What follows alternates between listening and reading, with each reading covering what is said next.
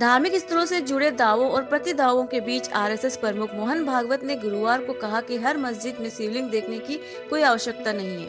उन्होंने कहा कि वाराणसी में ज्ञानवापी मस्जिद के विवाद को भी हिंदू और मुसलमानों द्वारा सौहार्दपूर्ण ढंग से सुलझाया जा सकता है।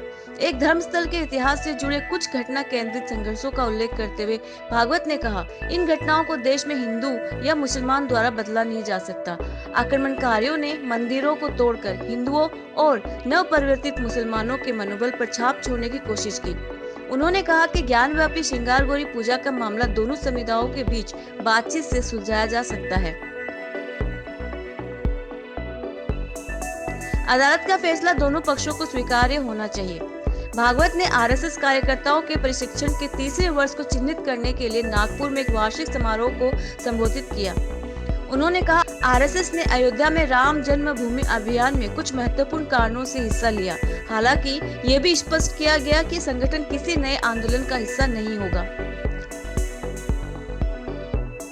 हर दिन नई बहस छेड़ने की जरूरत नहीं है। भागवत ने भारत में मुसलमानों को हिंदुओं के वंशज और यहाँ तक कि क्षेत्र जो विभिन्न धर्मों में परिवर्तित हुए हैं के रूप में वर्णित किया। उन्होंने कहा, हिंदुओं को ये समझना चाहिए कि इस तरह का कोई भी मुद्दा उठाते समय मुसलमान अपने ही लोग हैं। ऐसा नहीं है कि उनकी मान्यताएं बदल गई है, लेकिन अगर वे वापस आने को तैयार है तो हम उनका स्वागत करेंगे। न चाहते हुए भी परेशान होने का कोई कारण नहीं है। आरएसएस प्रमुख ने कहा कि ये दोनों समुदायों की जिम्मेदारी है कि संयम बरतें, न कि एक दूसरे को भड़काएं। भागवत ने रूस यूक्रेन युद्ध के संदर्भ में कहा, ये हमें याद दिलाता है कि कैसे पश्चिमी शक्तियां भारत और पाकिस्तान को लड़ने के लिए मजबूर कर रही हैं, ताकि उनके हथियारों का परीक्षण किया जा सके।